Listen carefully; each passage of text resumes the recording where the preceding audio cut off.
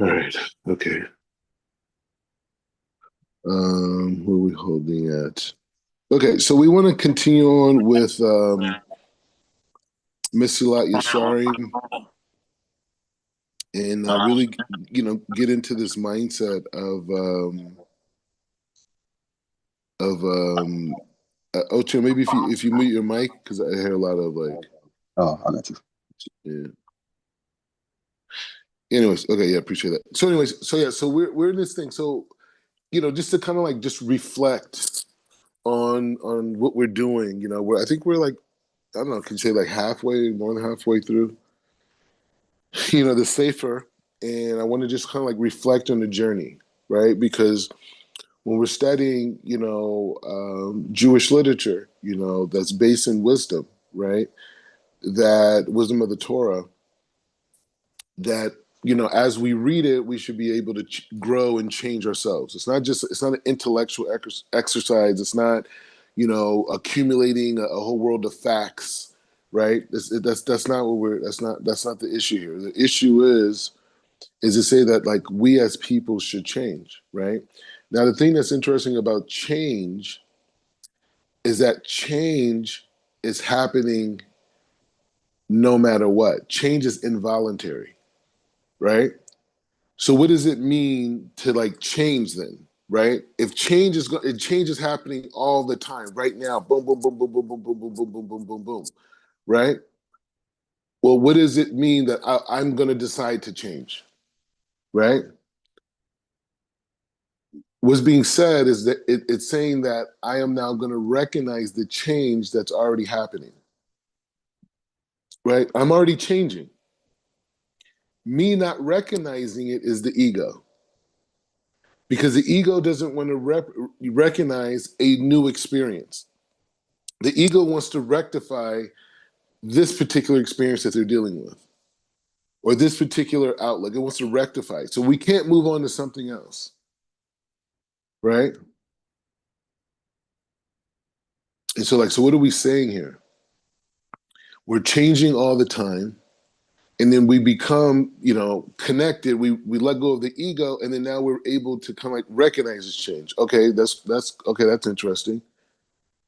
But where we're going with it is the fact that that change, as we call it, is actually recreation.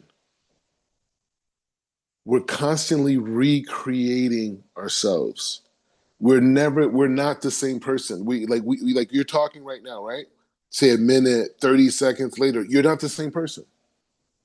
It's just that God is giving this light force life.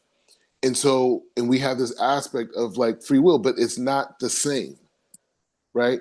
Oh, no, it looks the same. What do you mean? It's the same. No, but that's the point. It's not the same. Well, how could you say it's not the same? Because I'm holding by what we're experiencing is mostly in our imagination, right? What we're experiencing is mostly in our imagination. So we decide what the substance and the form of substance is. We decide that. We're projecting on that. It can have no basis of the reality of the substance or the form of substance. It can have no basis to that, right? And so from that frame of reference, right? From that frame of reference, then you have to critically analyze the situation. You got to say like, wow, you know,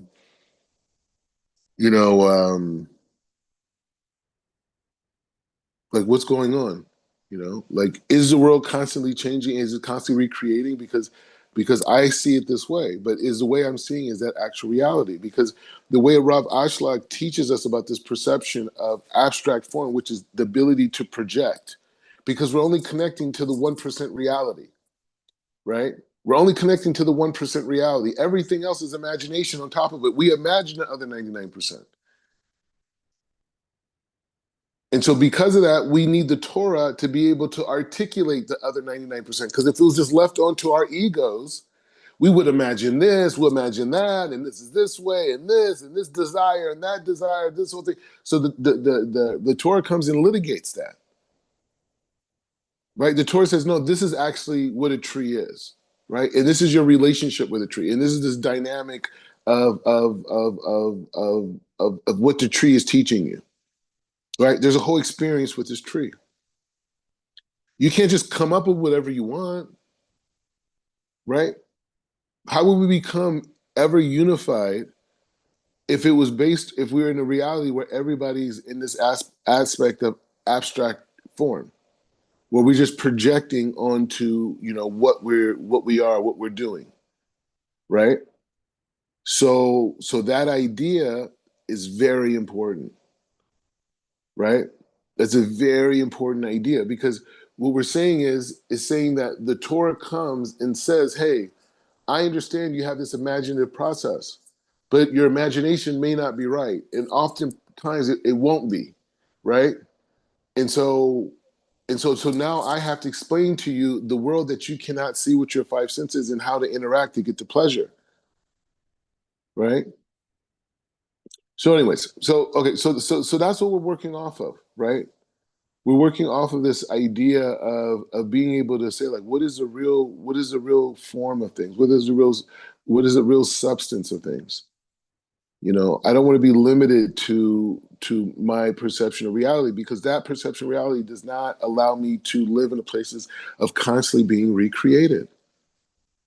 Even if I say I get recreated 3 times a day, doing Shakris, Mincha, and Marv. Or RV, whatever people say. Anyways, but the point is just saying, whatever, however way you want to break it down, right? The point is just saying that this dynamic of recreation is on a daily basis, is on a moment by moment basis. We're not defined by time, but time is rather something that we utilize to express this experience. But we ourselves are not defined by time, right? And so this idea of like learning this process that we're on, is being able to reconfigure this perception of self, is to be able to say, like, hey, you know what? When he introduces this idea of watchfulness, right? The Ramchal, right? This idea of watchfulness is saying, like, hey, you know what? There's an external self and there's an internal self. Sometimes the external self has desires and wants to do things that could hurt the internal self, right? So in order to represent myself completely, I have to be able to organize, or I want to keep wanting to use the word litigate. I don't know why, but it's just coming to me, this word litigate. But the point is just saying, I want to be able to sanctions, right? I want to be able to sanction my expression of my external self to be able to be in line with what my internal self is, right? Because we know that the body is just, it's just a garment, right? The body's just a garment. It's going to go on the ground. The soul continues on, right? So this external self, we got to sanction it. Maybe that's what God is teaching. Maybe that's what Trump is teaching us right now. Sanction everybody. Sanction yourself, right? Sanction yourself. That's like actually the essence of where we're learning at now, right? Because we're at this place now where we're learning the difference between being a tzaddik and a chassid, right?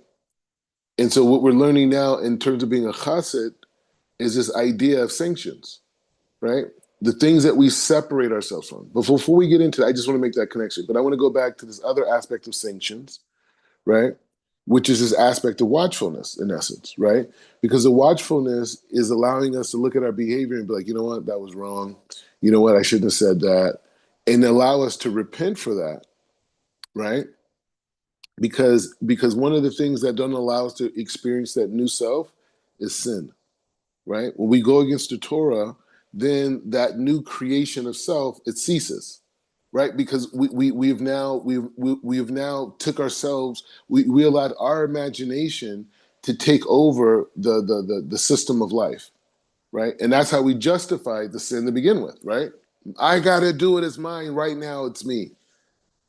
right? And so that ego, that desire to receive, right, for oneself, that selfishness overpowered the reality of what's there, and so therefore we transgress the Torah, right? And so that's what we're building to. So we want to be clear in this because we just don't want to read the literature. Not so much Ochino, but other people who are on this journey with us, is that we don't want to lose sight of where we're going with the literature. This is not an intellectual exercise, right? So when he says watchfulness, we want to be able to look at our behavior and improve on ourselves as a computer program, right? Just like how open source is always improving upon itself, right? This is the basis of understanding the midah, right?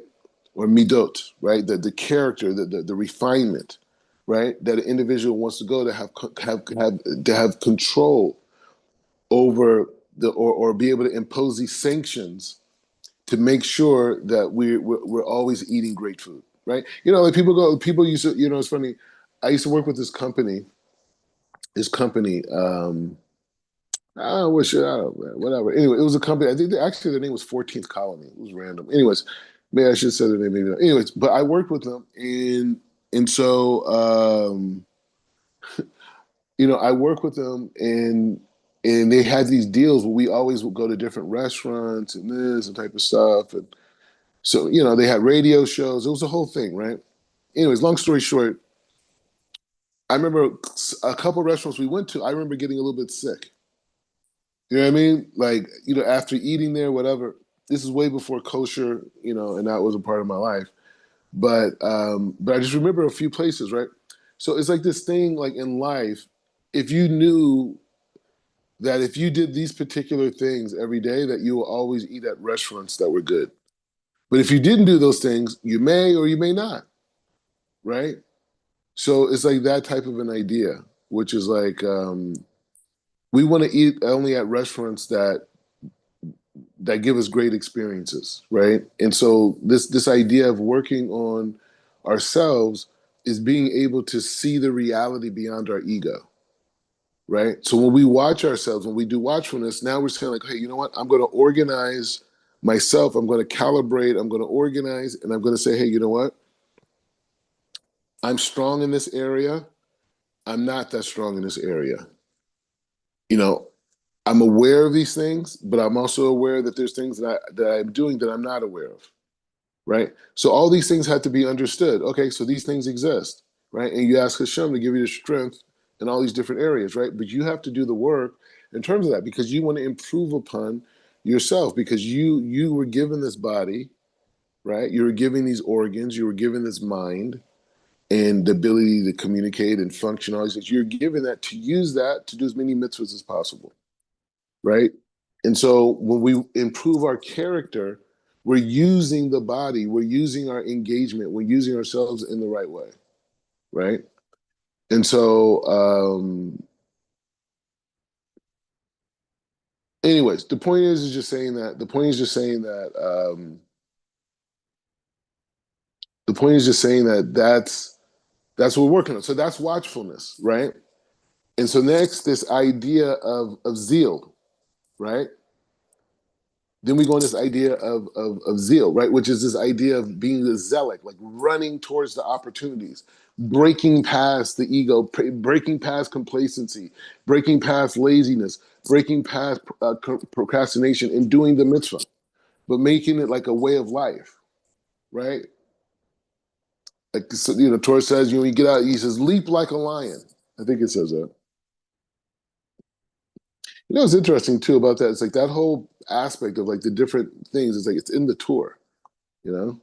It's in the Torah. Like we learned it, right? It's the same lotion that's in the Beit Yosef and the same thing in the Shulchan Aruch to the Kitzur Shulchan Aruch. Anyways, so just amazing the journey of those words, you know. Anyways, so that's where we're at, right? So we're building that. So we're building this idea of breaking complacency, right? And then we move on to this idea of becoming clean, right? And to really like look at ourselves and be like, you know what? Let's bring this idea of zeal and this idea of watchfulness together and just put it in this framework called cleanliness, where we analyze ourselves and when we do the work to kind of change behavior, you know? We don't want to be jealous. We don't want to have ego. We don't want to be reactive. We don't want to have anger, right? Anger is it's literally cutting off all of your spiritual limbs from God's light. All of them, all 613. That's why they said anger is like Avodah Zarah, right? Because Avodah Zarah, there's no light. And you're actually not even doing that. You're taking energy from the other side, right? Because that other aspect is within us, right? But from the Nachash, right? So we have the negative arteries that bring illness, right? And when we feed those arteries, we get sick, right? God forbid. So anyway, so this idea of becoming clean, right? Becoming clean, cleaning yourself, looking at your character, looking at your things, and saying, I don't want to do that, right? Like I told you a story. Like I was like at this Shabbat thing, and this guy was just like he was just like saying something to me that was like it was like I can't figure out if he was like really being genuine or he was trying to be disrespectful, but I was offended, right? And I saw myself like get in this mindset, like who do you think you're talking to, type of a thing. You know what I mean? Like I didn't say that, but this is what I'm like. I felt that energy inside myself, and I was like, you know what? That's a revealment that there's still some aspects of me that are not completely pure, right? Because I shouldn't have any type of feeling that way, right? I should not have any feel that it shouldn't even. There's no chametz. There's nothing that rises. Because it's not there. There's no chametz there. It can't rise. There's nothing to rise. You can't trigger it. It doesn't exist. So the point is, so we're all working through this, right? But the destination is complete purity, complete indifference, complete connection to God, completion, shlemus, the whole thing, the whole completion. So that's where we're at. So now that we have that structure, now the Ramchal took us into these two frameworks of Tzaddik and Chesed. So how do we understand this, right? How do we understand this? We understand it in the frame of the mitzvah. There's 613 mitzvahs or commandments, and all those different commandments, as we know from Rav Chaim Vital, student Ari, that each mitzvah is connected to a different part of the body, right? Each mitzvah that exists brings a specific light to the body. And not only that, the expression of the mitzvah, and the limbs and the body parts that are used to express that mitzvah also receive light, right? So, like, say for example, like the Megillah Esther, it's coming up, right? We've been learning it, we've been preparing for it, right? But the point is saying that the big part of that mitzvah is to hear, right? Is to hear and not speak. So you could say, if a person's listening, that all the faculties around their eardrum and everything else is active in that mitzvah. But then you could say other things, like if a person's not speaking and they're quiet, it's also a mitzvah, right? So anyway, so the point is just saying that this framework that we're on is to purify ourselves. So this whole idea of the mitzvah is connected to the body, is connected to the flowage of light, and you know what? There's a supernatural structure that exists in the universe that, you know, like how you kind of look out at night and people used to see the stars and they look at it and they say, oh well, this looks like a crab and this looks like the Statue of Liberty and you know this looks like I don't know, a bow and arrow, whatever. You know what I'm saying? You know, and they see the constellations, and they say, well, at this time of the year, this is how the stars. This is the best way to explain a particular configuration, right? So in that same way, we have lights in the upper worlds, right? And those lights in the upper world, the way that we try to understand that configuration, we apply a human body to it, right? So those lights that exist in the upper world, we apply a human body to it. The same way you look at the stars in the sky, and you apply a rooster to it, right? You apply, look, it looks like a rooster. Look at the shape. Oh, yeah, I can see it. You're right. So that same thing in the heavens, there's also lights, and we want to understand that world too. And so we apply the concept of a human body to it. And so that aspect of the human body allows us to understand that each of the mitzvahs that we do, plug in to that supernatural structure of lights that we're expressing as a body, which the human body is really expressing this system in the heavens, right? The supernatural spiritual, system of the parsufim, as we say, the parsufim, right? That dynamic that exists up in the heavens is the basis of the expression of the human body. We're reflecting something in the heavens, right? And so as we use our free will, to do the mitzvah, we bind ourselves in that supernatural structure in the heavens together. We can create an umbilical cord. And through that binding, we bring God's light down into this world for ourselves and all of humanity, right? And we also have to have in mind, too, where that light's coming. We have, okay, I want the light. Okay, yeah. But the greater the experience of the light is when we want that light for all of humanity, right?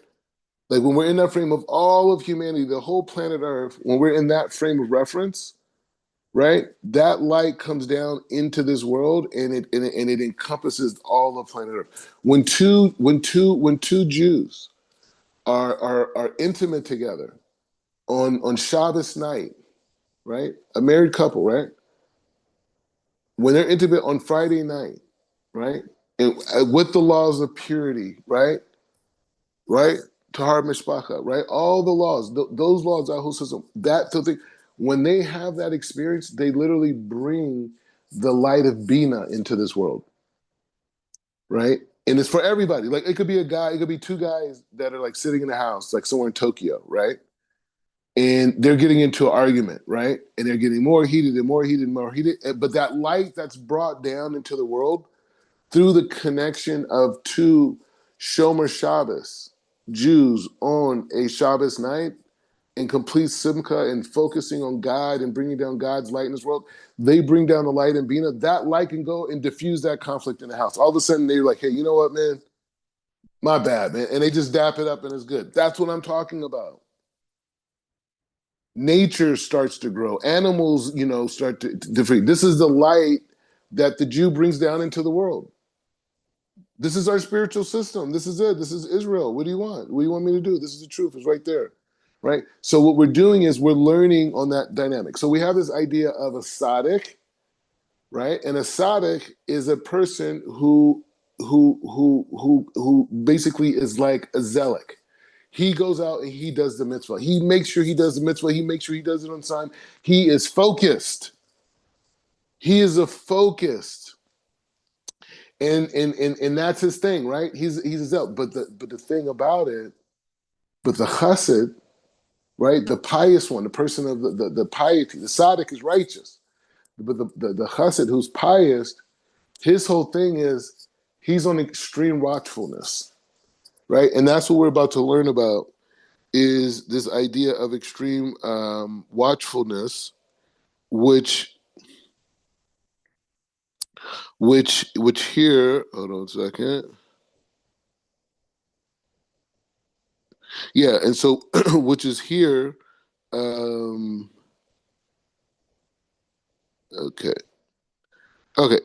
So this is the concept of a chassid. So we know like this. So the chassid is extremely he's all about separation from negativity, right? And we're about to go through a few points of the chassid, and they're a little bit prior to, yeah, I'm trying the same thing. So this idea of a chassid. Now, look how the system works, right? Look how the system works. So you have 613 mitzvahs, 248 are connected to the limbs of the body. The 365 are connected to the organs, the vital organs, all these types of things, right? And so that's the structure of the soul, right? That's the structure of the soul. The soul is structured in this way where it has the 613 components. God blows this soul inside of man, and man becomes a living being, right? So this is the structure of man. Then God gives man this Torah, right? And his Torah explains to him that these 613 precepts he has to express to fulfill the correction of his soul, right? Because that's what we're in the world to do. We're here to correct our soul. So we come to this world to correct our soul, and we have this system that corrects those elements for us, right? So we go through this process of going through this thing of correction. Now the thing is, how does this correction process work? There's 248 positive mitzvahs, things that we go after, zealot, we go after, and then there's 365 things that we stay away from, that we prohibit, that we don't want to be close to. The tzaddik represents the 248. He does everything right. He's on time. He goes and do it. He does it. He does it. The chassid, the chassid, the chassid is in the frame of staying away. He puts an extra fence on things. Like he's like, hey, you know what? This is it. So that's what we're going to learn about right now, which is this fence. So the thing is, what is it? I thought we were supposed to be both, right? I thought we were supposed to be 248 and 365. So why are they broken into two parts? We got to figure that out later, but we got to at least ponder that, right? Maybe we're creating a superhuman right now that is a combination of both, right? Okay, so we're figuring this out. Okay, so okay, so he says the first level, right? This is just a quick review. The first level is basically Yisha Asurima Asam. So Asmam, sorry. And so he says the prohibition, he says the prohibited things themselves, right? So that's like things in the Torah, right? It's very explicit, thou shalt not kill. You know what I mean? So it says, Veish Shaigo Tehem Vehem Hagazerot Mahamishtararot Shagizru. So okay. So it says, and he said there's fences, right? Like, the rabbinical decrees. There are fences, namely the decrees, safe mark, instituted by our sage of blessed memory. So the sages said, hey, you know what? And that's what a lot of people, it's hard for them to accept, rabbinical Judaism, right? Because their whole thing is like, oh, well, it don't say that in the Torah. You don't say that in the Torah. All right, it doesn't say it in the Torah. I'm just making fun. People get offended when I do stuff like that sometimes. But whatever, we're having fun. But the point is like this. Yeah, it's not explicitly in the Torah, but the meanings and the roots for the majority of the rabbinical mitzvahs do derive from the Torah, but not in the frame as God's explicit commanded, but rather an understanding that this could be understood as a fence to not overgo the real thing, which is, when I say the real thing, I don't want to say that. I want to say it from the standpoint of things that have a very harsh penalty to them. Right? Like a man who, is intimate with a woman that is in nida. You know what I'm saying? Like, a lot of people overlook it, but it's a really big deal, and people think about, what does it mean to be koret, right? What does it mean to be cut off from God? Your spiritual limbs are not being fed. That 613 system of all the different body parts that receive from the mitzvahs, when you're in koret, that there's a complete blockade. It's a cement. Cement is being poured over those organs, and the light, no matter how many mitzvahs you do, that light's not getting through. Like, if you think like, oh, well, I'm gonna go out, I'm gonna go and hook up with girls, and and then I'm gonna go to Shabbat, or I'm gonna go to the mikveh. Stop. You got to repent, bro. You got to really take that evil out of you that made you feel that having intimacy in that way is okay, right? You got to take that evil out of you, bro. And you go back and do it again. Stop. Your spiritual limbs, they're not being fed. You're creating darkness for yourself. You're making it bad. Because now that light that will be going through your limbs and vitalizing the whole world is blocked up. It's blocked up. You know what I'm saying? and so you people think like, oh well, I'm just gonna wake up and go to Shabbos. It doesn't work that way. It doesn't work that way. You know what I mean? And I'll eat by your house, like, but I'm thinking in the back of my head, it's like, how kosher is this stuff, man? Like, I mean, like, you know what I mean? Like, if you lose over in this way, how do I know you're not? You know what I mean? So, anyways, so the point is just saying that aspect that the rabbi says, like, hey, don't be alone with a woman that you're not married to, right? Or at least if you're attempting to marry, like a date, right? Because you're attempting to marry, but in general, don't do that because it could lead you to going down that path where now you're completely cut off from God, which means none of your limbs are getting any light. You're suffering. You're suffering. And you have to do massive tshuva. All right. And so now he says, so there's this third level, right? And this is where we're at right now. Veish tahar chekima ha-mutal. Al kol perush uferush le'asot. And so he says, distancing measures incumbent on every perush, man of separation, right? Oh, I just want to see something. Okay, so it's perush and it's cedar. We must follow the argument to cedar.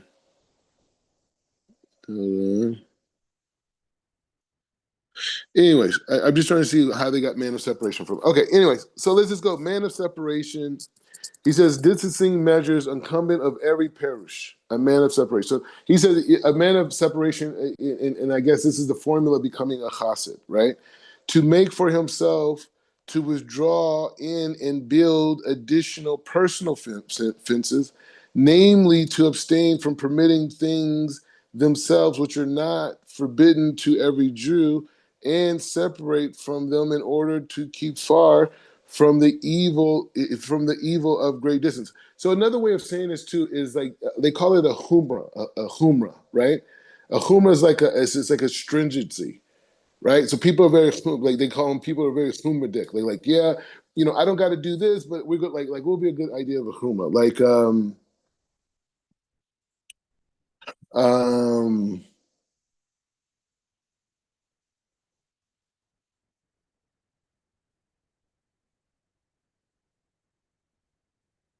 I don't know if it's such a I don't know if it's a humor. Like you could say you could say like people's modesty level, right? Like people wear additional things, like it's a humor. They put an additional stringency to be modest, right? Like you'll see women like sometimes even almost looking like they're wearing hijab almost, you know what I mean? Like or niqab, right? They got the face cover. So these would be humor. Or like say like on Shabbat, you don't, like some people on no, I don't want to say those are like minhags, but like it's just different things that you can add on yourself to be very stringent on, or like say like during like during Passover, like there's a tradition in Chabad where they don't keep the matzah like on the table. They like keep it like kind of like underneath, like they have like a couple layers of plastic and they like put it underneath because if you have soup or you have something liquid, it could get on the matzah and it could turn to chametz. And so they put this stringent, you know what I mean? So it could go on and on and on. But the point is saying he's saying that this is part of being a chassid, right? Is to be able to distance oneself from overdoing, going over a commandment of the Torah, right? So he says like this. It says, "Ve'im te omer minayin lanu lehiyot mosifim ve'chol." It says ve'cholakim. So he says like this, and if you ask, this is where we left off yesterday. If you ask, on what grounds should we add the additional prohibition? So he says, like, he's saying, like, okay, so who are you to add an additional prohibition? What do you think you're Chazal? Like, who do you think you are? He says, our sages of blessed memory already said, is what the Torah prohibits not enough for you that you seek to forbid yourself in additional matters, right? So even they brought the Nidarim from the Talmud from Talmud Yishalmi, He says, surely which are, so the statement is saying, like, like, it sounds like to me that this statement is inferring that, who are you to like add more to the Torah that God has already forbid you? That's why it's a question mark in the statement. So surely that is our sages. It's like a rhetorical statement. He says, surely that our sages of great wisdom and saw necessary to prohibit and make fences, that they already did so. And as we know at Rav Ash, like that, the earlier stages of the sages weren't able to bring down the Kabbalah, but they were able to bring down the Musar and the Halacha and all those things in a pure sense. Thus that which they left as permitted is because they deemed proper for it to be permitted and not forbidden. Okay, so let's understand this. Okay, so the sages already had great wisdom. So what's going on? He says, thus that which they left as permitted is because they deemed proper for it to be permitted, not permitted. So he's going on the same statement. He's arguing against this whole idea of being a chassid. And this third point that comes out, this third point is bringing out this idea and saying, no, you got to create your own personal boundaries. Yes, the rabbis say this, hold by it. Yes, the Torah holds by this. You got to hold by it. It's life or death.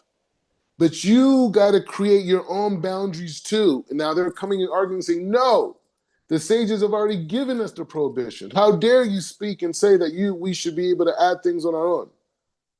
So he says, "Ve'lama lekadesh ata magizrod asher lo yiruhem." So he says, Lig Zor Otam. She says, why then should we now adopt new decrees which they did not see fit to enact? Right?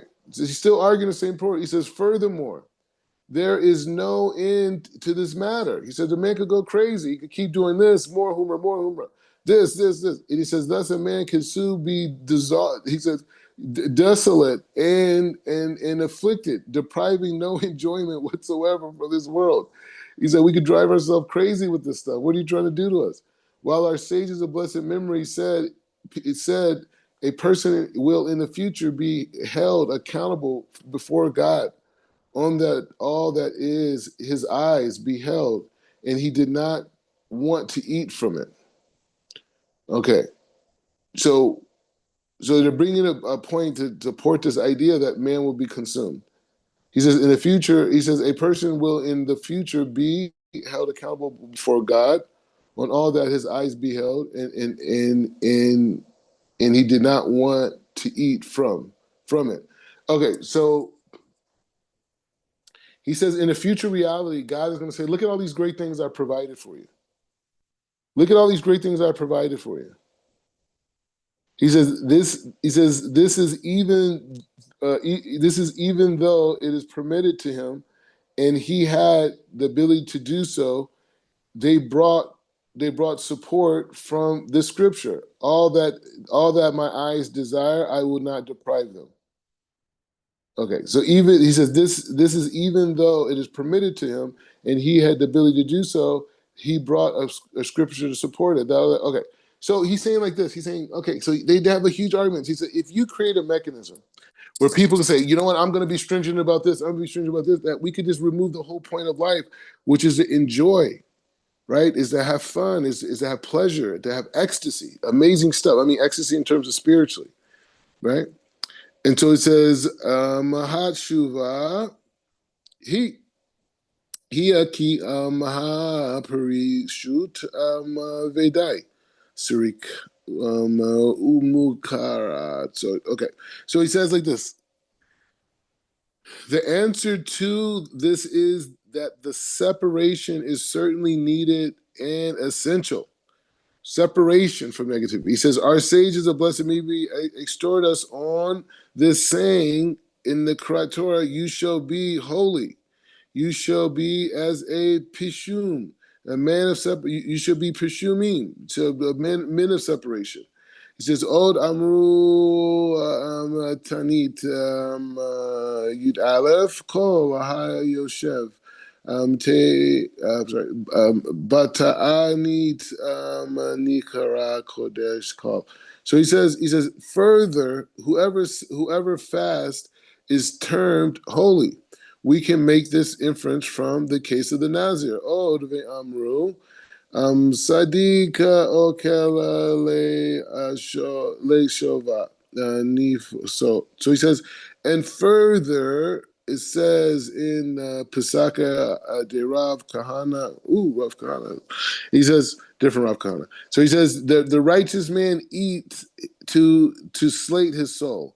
This refers to Hesiacho, the king of Judah, whose meal constituted of two brunches of vegetables and a lith of meat.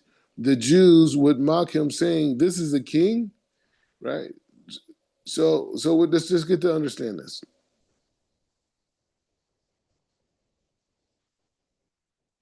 Okay, so he's saying even though all these points that were made, right? All these points that were made, saying like, "Hey, you know what?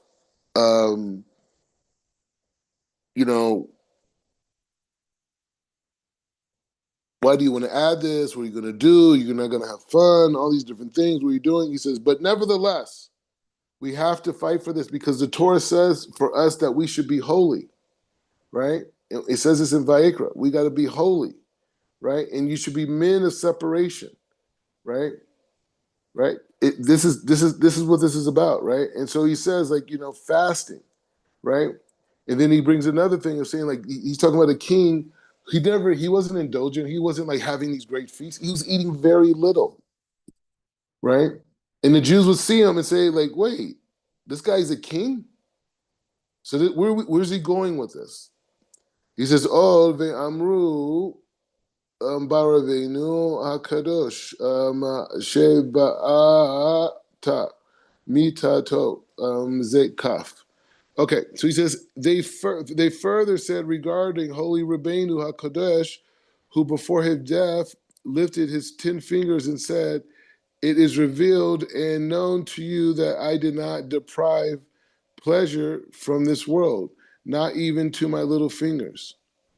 He says, "Ve amru adam." So he's giving us two different points. And this is the beauty of the literature. This is the beauty of it. So they just gave us two examples of people who were stringent, right? One was the king of Judah, Chesiyahu, right?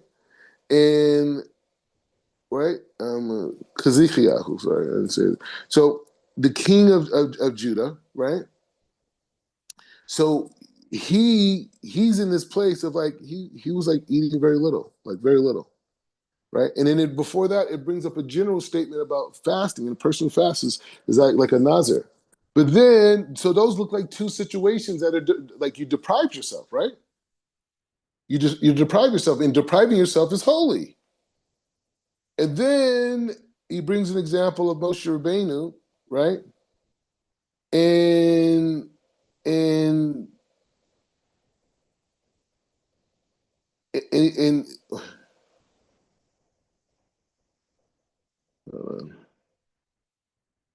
all right, so he's not saying holy Rebbeinu. He's not talking about. That's what I wanted to just make sure I was correct. Okay, so this point that he's bringing is from Ketubot. He says, "Beis ha'ad perira od shel Rebbe Zakaf." So he says it is further related that at the time of the death of Rabbi Yudinasi. So he's saying Rabbeinu Hakadosh. So some people refer to Moshe Rabbeinu as Rabbeinu Hakadosh, and so that's why I stopped and wanted to make sure that they were talking about him and not Rabbi Yehuda Nasi, right?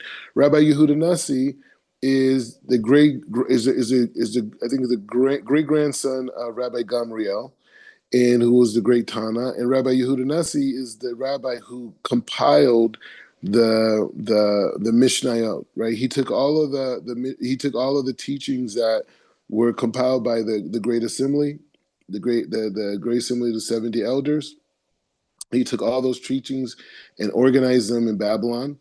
And in essence, from there he compiled the Talmud Babli, right? That's where that system comes from. So anyway, so he organized that, and then he decided what Mishnayot, what's not an idea of a brisa, right, is the Mishnayot that did not make it inside of the Talmud, right? So he's the one who organized it. So he says it is further related that at the time of Rabbeinu's death, he raised his 10 fingers towards heavens and said in prayer, Master of the universe, it is revealed to know before you that I toiled with my 10 fingers in the Torah, and I have not delivered any benefit from the world, even with my small fingers. May it be your will that there would be peace in my repose. And the divine voice emerged and said, he enters in peace, and they rest in their beds.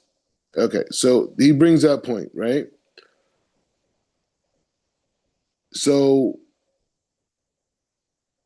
so he brings another example, right? So now we're going to read it differently. So now he's bringing another example of reinforcing this idea of people who didn't receive pleasure.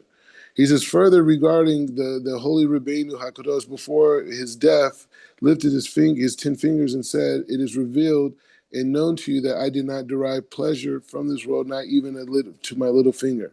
Od Amru, he says, and further says in Yakut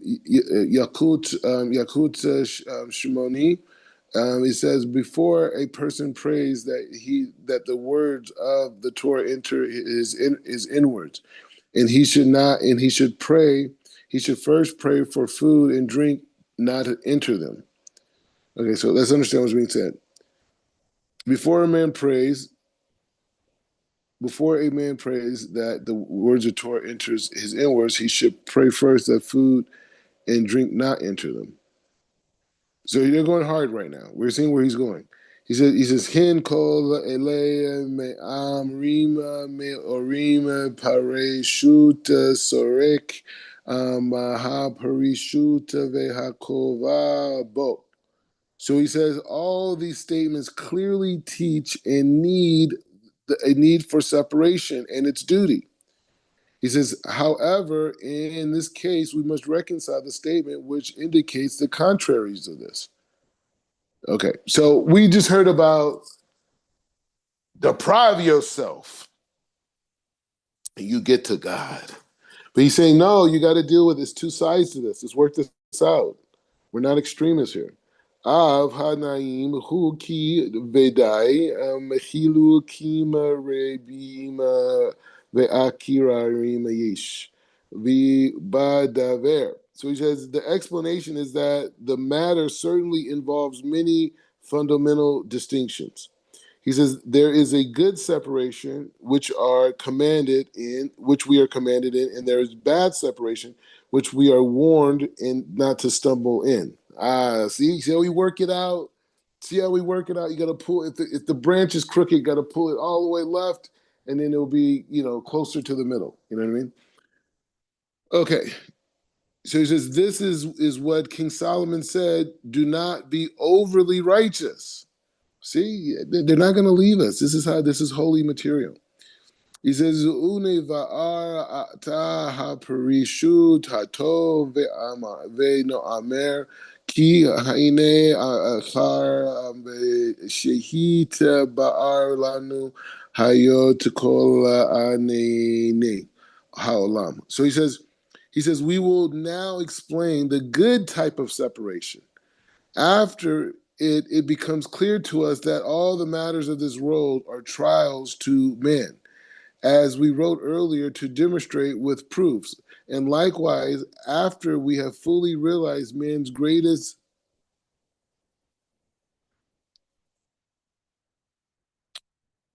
hold on.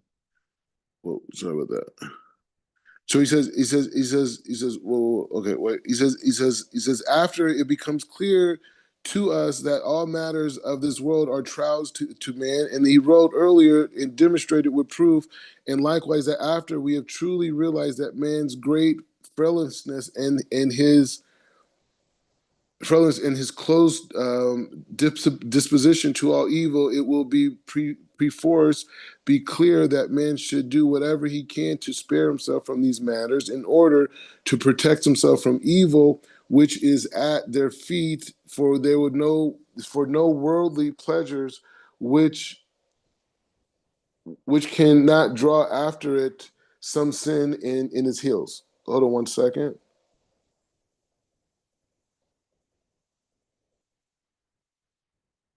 Hold on one second.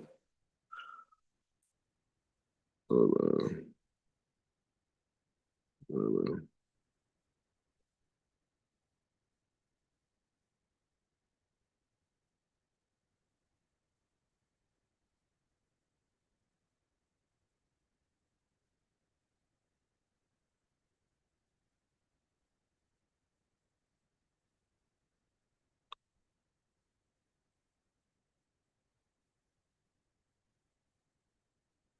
Oh,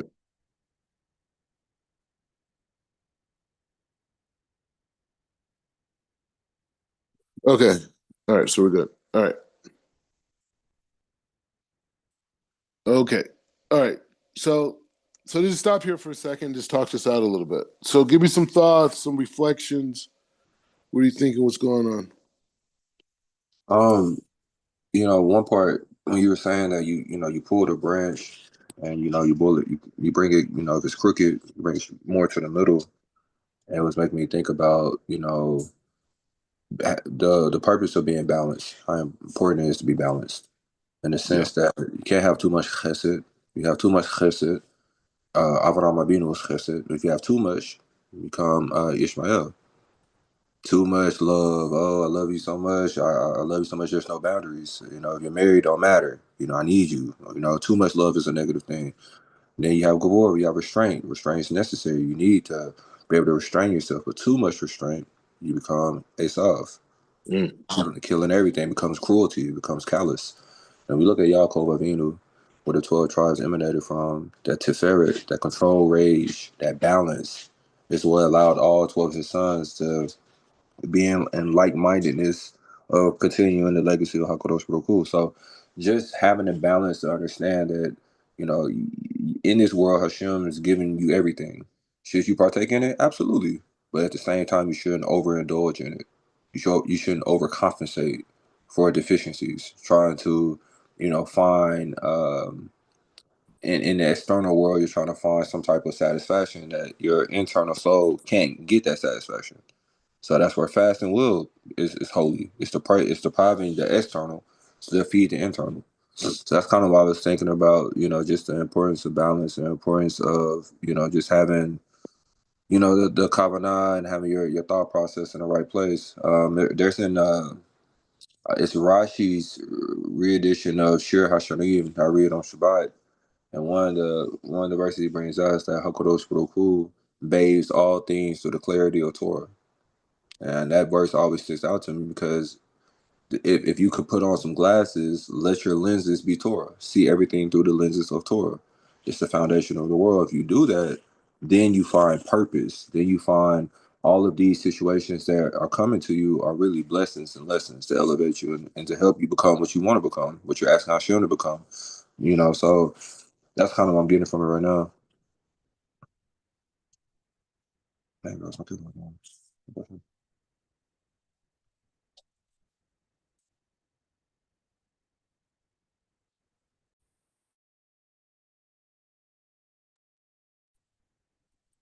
Hold on. I had my earphones out. I mean, I could hear you, but I couldn't. You could barely hear me, right? You're a little muted, but I can hear you though.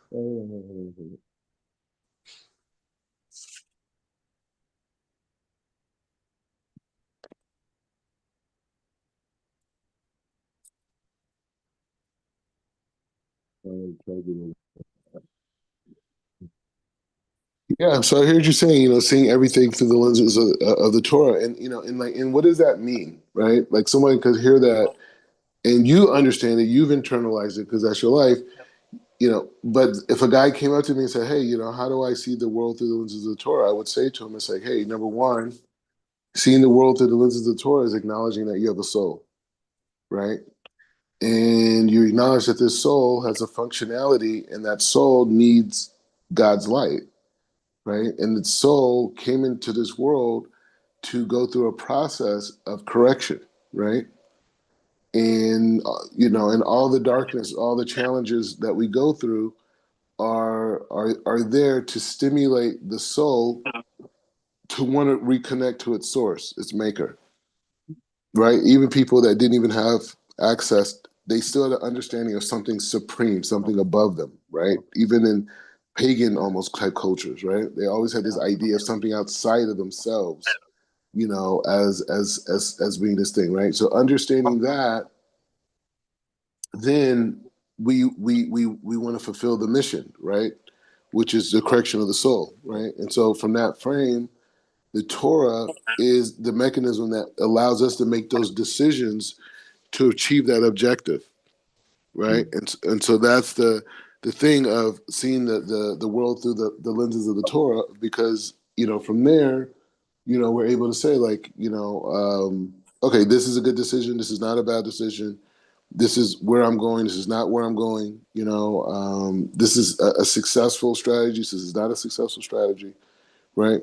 And we could figure that out because we've established that our senses and our ability to judge what's good or bad is that. Most men, if it was up to them, they would never settle down with a family. They would just go on to the next situation and the next situation, and it just because that's part of men's nature. And women, have their thing too, right? And so it's the Torah that normalizes us to build society where real intellect and in-depth thought and invention and innovation and the quality of life can increase. It's only through that. So anyway, so let's continue on. We'll stop here. Okay. We'll stop here and we'll continue on. What's today? Tuesday? Yeah. Today's Tuesday. All right. So we'll figure out. I mean, if you're around later, if I don't do something with Zion Lex tonight, yeah, I should be open around that time because that's only. I mean, that's only. And whatever. We'll figure it out. But yeah, we're good. Any last points?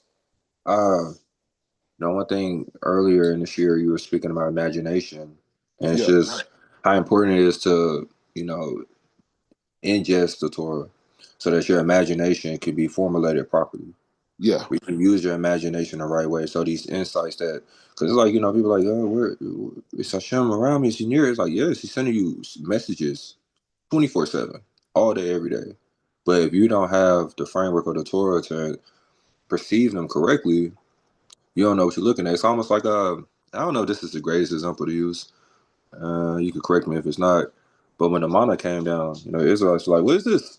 Like, what is this? And Moses like, hey, Moshe Rabbeinu was like, whoa, whoa, whoa, whoa. Like, you don't know that this is the food of the angels. This is from Shemayim. This is a blessing. And I'm not sure if they said, manhu in a way that was kind of disparaging or not. But maybe. Now, what is this? It's your blessing. It's the thing you need. You can't recognize it. Let me help you see it correctly. Let me help you show you that this is actually the very thing that you need that's going to elevate you to the point where you can receive the Torah, doing justice and holy food. So, I'm just looking at it from the standpoint of just, by doing the mitzvot, by, ridding yourself of negative character traits, by applying the Torah, now your imagination becomes a space where Hashem can actually commune with you and give you the insights. And this is a good decision. Or, you know what? Let me think about it from this angle. When I go into business, like he'll open up your mind for that. So I was kind of thinking about that in imagination. Like, how can we use our How can we prime our imagination to be linked to Hashem, where we can get the right insights? I think it's through ridding yourself of negative character traits, applying the Torah, living the Torah, being the Torah. You know what I mean? Like, yeah, you can follow all the mitzvot, but I think it was in Sharet Hakadusha. I think it was in there where he's saying like, without forget the mitzvot, your character traits gotta be right. Your behavior has to, your Yeah. conduct. How are you conducting yourself in the midst of these things? You can all the Exactly. mitzvot you want, but are you conducting yourself appropriately? So, Well, the light's not gonna. Yeah. say again, Ruff. No, I can't hear you. Anyway, you can hear me. Yeah. Yeah, I can hear you. Yeah. Yeah. Well, I'm saying the light is not gonna make it into those limbs if you're not clean. You know what I'm saying? Like if you're doing things that's creating klipa, creating negativities, these types of things, or you're around negativity, these types of things, it can rest. But let's do this. We'll continue on. I'm going to okay. Baruch atah Adonai leolam amen ve'amen.